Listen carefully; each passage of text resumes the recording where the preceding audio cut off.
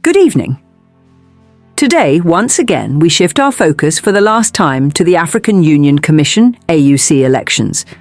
With just 2 weeks remaining before the vote, it's time to break things down mathematically.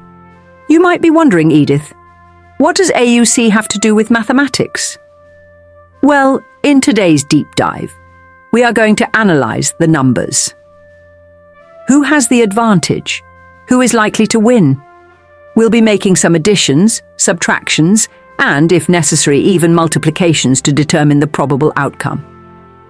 In our previous video, we examined historical voting patterns in African elections, considering factors like religion, language, and regional blocs. Based on that, we saw that Mahamoud Youssouf had an upper hand over Kenya's candidate, Raila Odinga. We discussed how the Francophone countries and the Organization of Islamic Cooperation were tilting the scales in favor of Djibouti's candidate. However, the big question in Mahamoud's camp is, will these blocs vote as they have traditionally done? Raila Odinga has strategically disrupted these strongholds through his extensive diplomatic engagements. Since launching his AUC bid, he has personally visited over 44 African countries, including many in the Francophone region, weakening Mahamoud Youssouf's perceived advantage. So, in today's analysis, we will break down the potential numbers backing each candidate. By the end of this video, we might just be able to predict the winner of the AUC elections in advance. Stay tuned.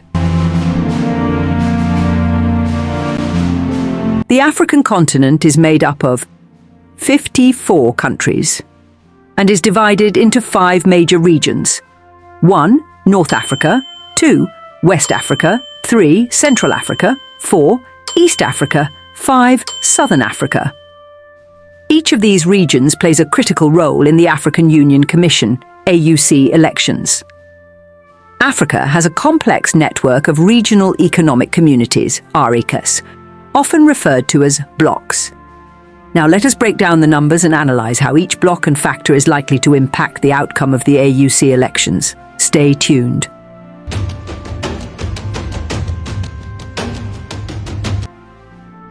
On August 25, 2024, Kenyan candidate Raila Odinga officially launched his bid for the African Union Commission AUC Chairperson position at State House, Nairobi. His candidacy was immediately endorsed by 7 East African countries: Kenya, home country; Uganda, Rwanda, Burundi, Tanzania, Democratic Republic of Congo, DRC, South Sudan. The very next day, Mahamoud Youssouf of Djibouti received a major boost from the Organization of Islamic Cooperation, OIC, which has 27 member states. However, many of these nations are also part of Francophone Africa, making their total 34 countries when combined. That said, 6 countries from this bloc are suspended from voting due to political instability: Sudan, Mali, Niger, Guinea, Burkina Faso, Gabon. This reduces Mahamoud's bloc to 28 potential votes. 2 of these countries, Tanzania and Uganda, are both members of the OIC and the East African Community, EAC. But they have already endorsed Raila Odinga. Removing them from Mahamoud's assumed support base leaves him with 26 nations. Historically, these Francophone and OIC nations have given candidates like Mahamoud Youssouf an upper hand.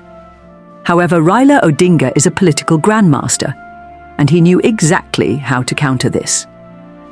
In a vigorous diplomatic offensive, Raila crisscrossed 44 countries, engaging leaders and securing additional endorsements. He successfully raided Mahamoud's territory, gaining support from 10 key nations: Tunisia, Algeria, Egypt, Morocco, Gambia, Guinea-Bissau, Seychelles, Mauritius, Burundi, Togo, following President Ruto's visit to Ghana during the swearing-in of the new president. This reduced Mahamoud's assumed bloc from 26 countries to just 16 nations, while Raila's publicly declared endorsements rose to 17 countries. Beyond these 17 nations, Raila has also secured backing from several other influential African nations, including Zambia, Zimbabwe, Ghana, Nigeria, and the list keeps growing. Africa has a total of 54 countries, but 5 will not participate in voting, leaving 49 eligible voters. To win the AUC election, a candidate must secure 2/3, 2/3 of the total votes cast, which means 34 votes are needed for victory. As of February 9th, 2025, Raila Odinga has secured at least 28 votes. Mahamoud Youssouf has only 11 confirmed votes, mostly from OIC member states. With 10 undecided countries, Raila Odinga only needs 6 more votes, a very achievable target. But now let's flip the coin. While Raila Odinga only needs 6 more votes to cross the finish line, Mahamoud Youssouf has a near impossible task ahead of him. To secure victory, he must convince at least 24 more countries to vote for him. That's nearly half of the entire African Union. Now, let's break this down logically. First, most of the remaining undecided nations are either neutral or leaning toward Raila, meaning they are unlikely to shift to Mahamoud's camp.